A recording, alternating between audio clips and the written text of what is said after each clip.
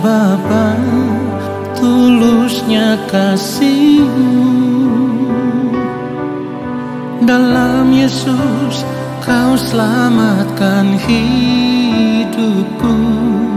Oleh kasih karunia-Mu, kini hidupku menjadi baru.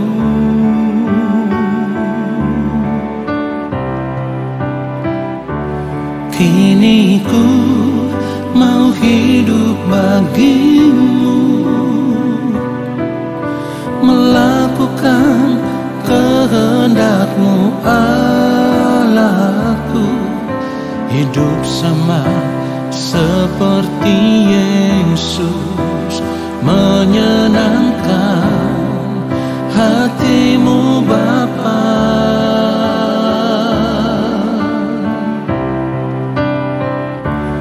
Terima kasih ya Bapa,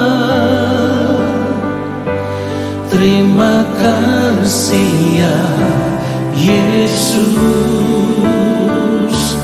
terima kasih Allah Roh Kudus yang selalu mengasihiku. Saudaraku, bersyukurlah senantiasa kepada Tuhan, sebab Dia baik. Firman Tuhan katakan tak berkesudahan kasih setia Tuhan, tak habis-habisnya rahmat-Nya, selalu baru tiap pagi, besar kesetiaan-Mu. Haleluya. Terima kasih ya Bapa, terima kasih ya Yesus, terima kasih Allah Roh Kudus yang selalu mengasihiku.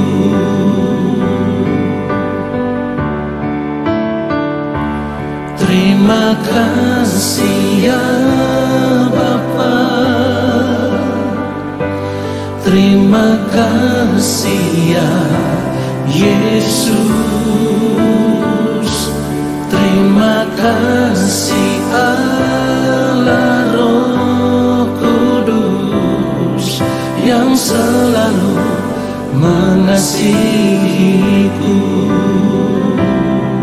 yang selalu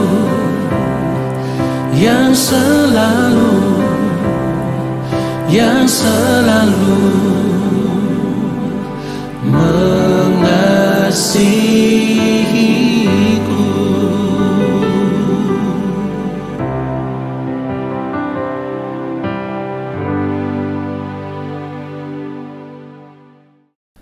Mari kita siapkan hati kita, saudaraku, untuk menerima kebenaran firman Tuhan saat ini. Mari kita berdoa. Yang Maha Kudus, Allah Bapa yang ada di dalam kerajaan sorga, kami ada di hadapan Bapa.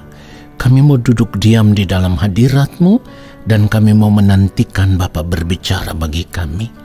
Sampaikan firman-Mu bagi kami ya Bapa, sebab kami memerlukan firman-Mu. Roh Kudus Tuhan yang akan memenuhi kami dengan hikmat sorgawi, supaya kami boleh mengerti setiap kebenaran firman yang kami dengar, lalu kami mau berjuang untuk hidup seturut dengan firman-Mu, supaya kehidupan kami boleh ditemukan berkenan di hadapan Bapa di sorga. Urapi hamba-Mu untuk menyampaikan kebenaran firman-Mu seperti yang Bapa kehendaki, dan biarlah firman-Mu itulah yang memberkati setiap kami. Di dalam nama Tuhan Yesus Kristus, kami sambut firman Tuhan saat ini. Amin. Saudaraku yang dikasihi oleh Tuhan Yesus Kristus, 2 Korintus pasal yang kelima ayatnya yang ke-17, firman Tuhan katakan, jadi siapa yang ada di dalam Kristus, ia adalah ciptaan baru. Yang lama sudah berlalu, sesungguhnya yang baru sudah datang. Kalau dikatakan bahwa kita ini adalah ciptaan yang baru, Itu berarti segenap kehidupan kita harus benar-benar menjadi baru, saudaraku. Menyadari akan hal ini berarti kita harus benar-benar memeriksa seluruh kehidupan kita. Jangan-jangan kita hidup sebagai orang percaya yang ada di dalam Kristus, tetapi isi dari kehidupan kita, bejana hati kita itu masih diisi dengan perbendaharaan kehidupan kita yang lama. Dan kita tahu bahwa kehidupan yang lama itu tidak akan pernah bisa membawa kita sampai masuk kepada kehidupan yang kekal, saudaraku. Kenapa saya katakan tidak akan pernah bisa membawa kita sampai masuk kepada kehidupan yang kekal? Karena kehidupan yang lama itu adalah kehidupan yang diwariskan oleh nenek moyang kita. Warisan kehidupan yang dipenuhi dengan dosa, saudaraku. Sehingga karena warisan yang kita terima itu adalah warisan kehidupan yang dipenuhi dengan dosa, maka setiap perbendaharaan kehidupan yang mengisi bejana hati kita adalah kehidupan yang tidak berkenan di hadapan Allah. Karena apa?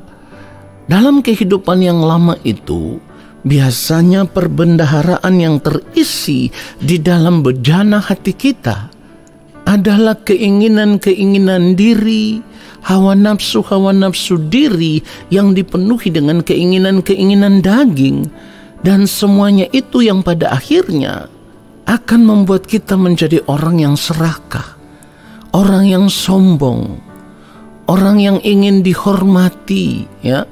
Juga ada kebencian, ada amarah, ada dendam, bahkan ada kepahitan yang terisi di dalam bejana hati kita. Saudaraku, hal itu menunjukkan bahwa hidup di dalam kehidupan yang lama akan membuat jiwa kita atau bejana hati kita akan dipenuhi dengan perbendaharaan yang busuk.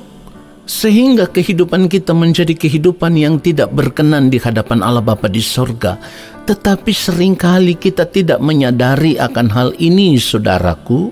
Itulah kenapa ketika kita mengerti kebenaran firman Tuhan yang berkata, jadi siapa yang ada di dalam Kristus, ia adalah ciptaan baru.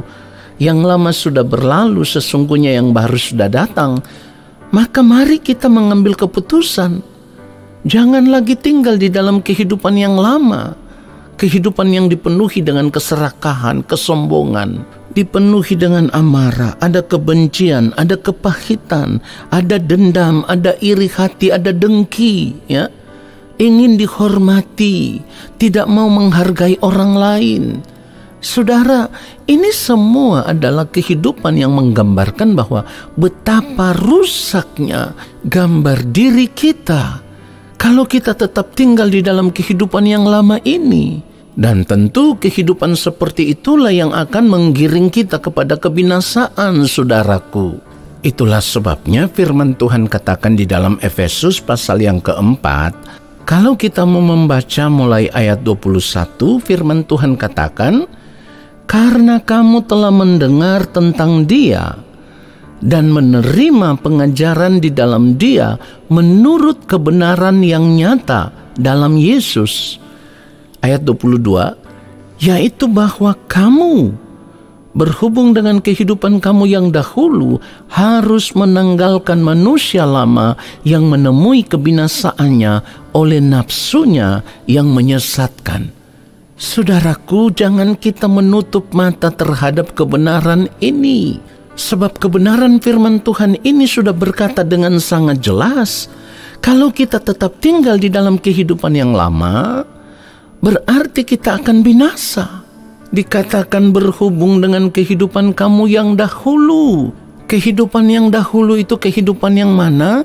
Kehidupan yang kita warisi dari nenek moyang kita, yang firman Tuhan katakan sebagai cara hidup yang sia-sia. 1 Petrus 1 ayat 18 mengatakan akan hal itu, sebab kamu tahu bahwa kamu telah ditebus dari cara hidupmu yang sia-sia, yang kamu warisi dari nenek moyangmu itu, bukan dengan barang yang fana, bukan pula dengan perak atau emas, Jadi di dalam Kristus kita ditebus dari cara hidup yang sia-sia supaya kita bisa dibawa kembali kepada Allah Bapa di sorga. Kita bisa kembali memiliki kehidupan yang baru. Kita bisa kembali ada di dalam rencana Allah, saudaraku. Supaya kita bisa dikembalikan kepada rencana Allah semula ketika menciptakan manusia yang benar-benar serupa segambar dengan Allah. Manusia yang benar-benar sepikiran, seperasaan dengan Allah, saudaraku. Jadi kalau sekarang kita hidup sebagai orang percaya lalu kita menyadari bahwa di dalam Kristus kita telah dilahirkan kembali, maka mari kita bertindak sesuai dengan iman percaya kita. Kita harus membuang semua perbendaharaan kehidupan kita yang lama, yang selama ini mengisi bejana hati kita. Semuanya itu harus kita buang, harus kita tumpahkan, supaya bejana hati kita itu menjadi bejana hati yang kembali bersih, saudaraku. Jadi kita harus buang dari dalam kehidupan kita segala bentuk kesombongan diri, keserakahan, segala bentuk kebencian, amarah, dendam, kepahitan, ya, ambisi diri yang ingin berkuasa terhadap orang lain, juga ada iri, ada dengki, ya. Saudaraku, kita harus melihat bahwa semuanya itu adalah merupakan gambaran dari gambar diri kita yang rusak oleh karena dosa, saudaraku. Dan itu semua merupakan perbendaharaan jiwa kita yang busuk. Dan itu semua menunjukkan sebenarnya jiwa kita itu sakit, ya. Kehidupan yang lama itu membuat jiwa kita itu sakit, saudaraku.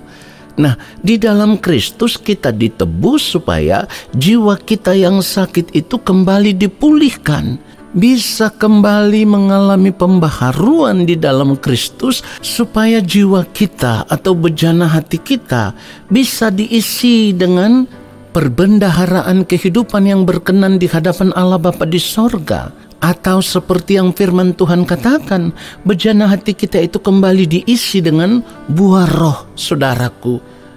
Ada kasih, ada sukacita, ada damai sejahtera, ada kesabaran, ada kemurahan, ada kebaikan, ada kesetiaan, kelemah lembutan, juga ada penguasaan diri, saudaraku. Dan ini semua merupakan buah-buah roh yang merupakan gambaran daripada pribadi manusia yang berkenan kepada Allah Bapa di sorga. Jadi bejana hati kita itu tidak lagi diisi atau dipenuhi dengan hawa nafsu diri yang penuh dengan berbagai keinginan-keinginan daging, saudaraku. Saudara yang dikasihi oleh Tuhan Yesus Kristus, jadi kalau kita sudah tahu, kita sudah mengerti bahwa kehidupan kita yang lama itu hanya akan menemui kebinasaannya oleh nafsunya yang menyesatkan. Artinya kalau kita tetap tinggal di dalam kehidupan yang lama, itu berarti kita akan terbuang ke dalam kebinasaan kekal setelah kita berada di balik kematian nanti. Lalu kalau kita sudah tahu kebenaran firman Tuhan seperti ini, kita sudah mendengar kebenaran firman Tuhan seperti ini, kita sudah mengerti kebenaran firman Tuhan seperti ini, kita masih tetap menutup mata hati kita. Kita menutup telinga kita rapat-rapat, seolah-olah kita belum pernah mendengarkan kebenaran ini. Berarti saya mau katakan, kita menjadi orang yang paling bodoh di muka bumi ini. Maaf, saya harus berkata demikian.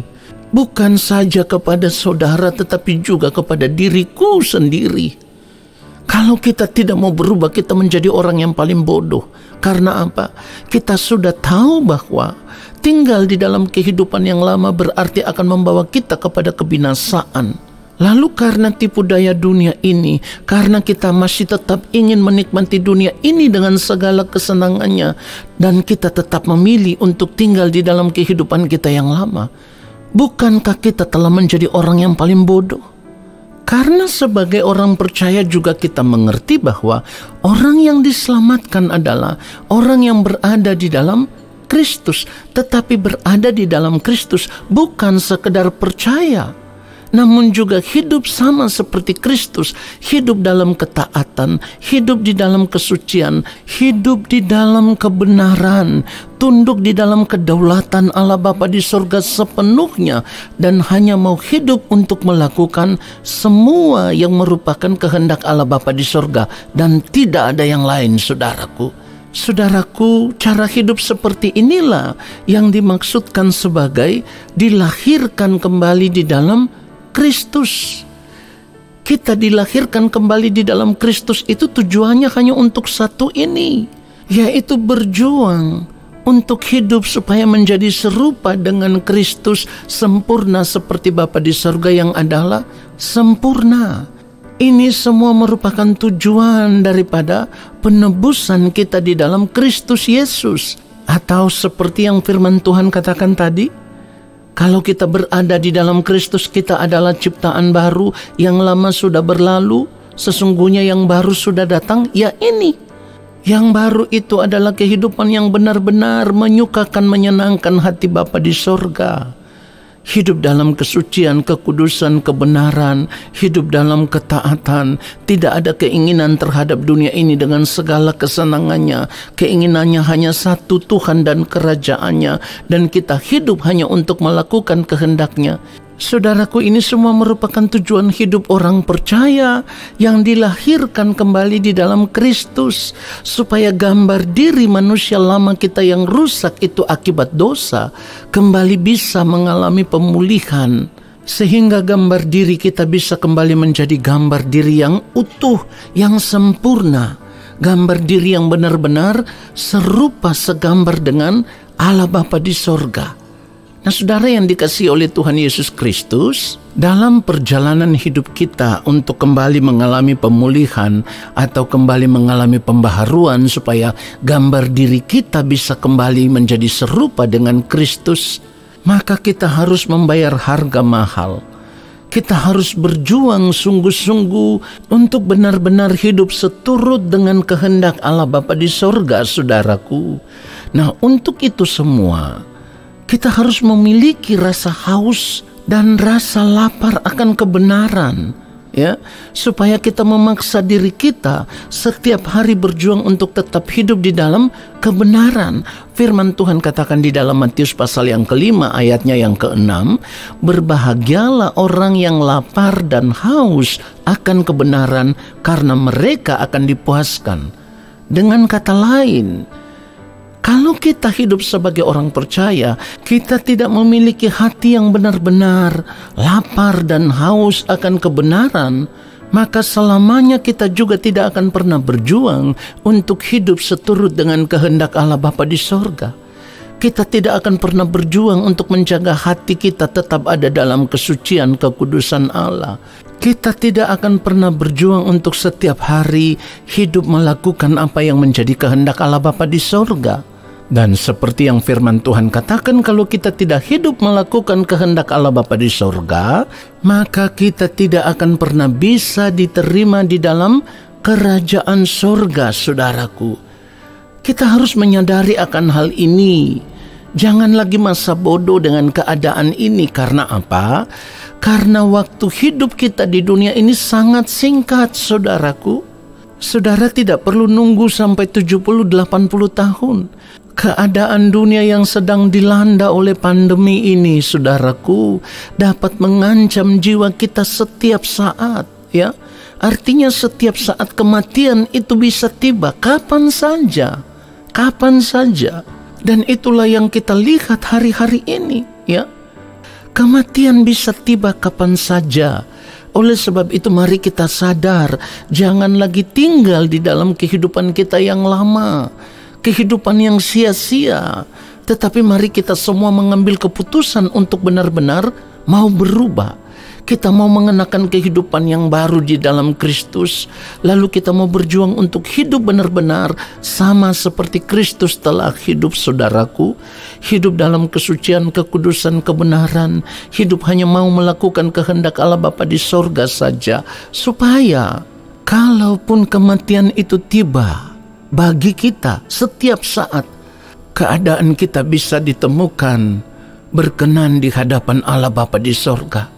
Oleh sebab itu, setiap saat kita harus memperlengkapi diri kita dengan perlengkapan senjata Allah, supaya kita tidak gampang lagi ditipu oleh dunia ini dengan segala tipu dayanya yang akan membuat kita terus tenggelam di dalam kehidupan yang lama, dan itu mengancam jiwa kita di kekekalan nanti. Saudaraku, saudara yang dikasihi oleh Tuhan Yesus Kristus, saya harus katakan dengan jujur, untuk bisa diterima di dalam kerajaan sorga, itu perlu perjuangan. Sekali lagi, itu perlu perjuangan. Dan perjuangan itu akan berlangsung seumur hidup kita. Sebab dari perkataan Tuhan Yesus yang dikatakan di dalam Lukas pasal yang ke-13, kalau kita membaca ayat 23 dan ayatnya yang ke-24, dikatakan apa? Dan ada seorang yang berkata kepadanya, Tuhan, sedikit sajakah orang yang diselamatkan? Ayat 24, jawab Yesus kepada orang-orang di situ, berjuanglah untuk masuk melalui pintu yang sesak itu. Sebab aku berkata kepadamu, banyak orang akan berusaha untuk masuk, tetapi tidak akan dapat. Kenapa banyak orang yang berusaha untuk masuk, tetapi tidak semua yang dapat masuk ke sana? Atau firman Tuhan katakan tidak akan dapat. Karena mereka hanya percaya kepada Yesus, mereka pikir mereka berada di dalam Kristus pasti akan diselamatkan. Padahal firman Tuhan katakan kalau kita berada dalam Kristus, maka kita harus hidup sama seperti Kristus. Itulah yang dimaksudkan firman Tuhan, mengerjakan keselamatan itu dengan takut dan gentar. Tetapi kenyataannya ada begitu banyak orang percaya yang hanya mengaku percaya, tetapi tidak mau mengerjakan keselamatan itu dengan takut dan gentar. Orang-orang seperti inilah yang akan ditolak oleh Allah, tidak diperkenankan masuk di dalam kerajaannya. Oleh sebab itu, kalau kita sudah mengerti kebenaran firman Tuhan ini, mari ambillah keputusan untuk keluar dari kehidupan kita yang lama dan hidup di dalam kehidupan yang baru, yaitu hidup sama seperti Kristus, supaya pada akhirnya di hadapan pengadilan Kristus nanti, Allah Bapa di surga mengenal kita sebagai anak-anaknya. Karena sejak di dunia ini kita hanya hidup untuk melakukan kehendak-Nya. Tuhan Yesus memberkati kita semua. Amin. Saudara yang dikasihi oleh Tuhan Yesus Kristus, mari arahkan hati kita kepada Bapa di sorga. Angkat tangan kita di hadapan Bapa dan terimalah berkat-Nya. Segala berkat kasih karunia daripada Allah Bapa di sorga, rahmat cinta kasih yang berlimpah-limpah dari Gembala Agung Tuhan Yesus Kristus, di dalam persekutuan yang manis dengan Roh Allah yang kudus, kiranya turun atas kehidupan kita semua, menyertai langkah hidup kita semua, memberkati kehidupan kita semua, sekarang dan sampai selama-lamanya. Amin.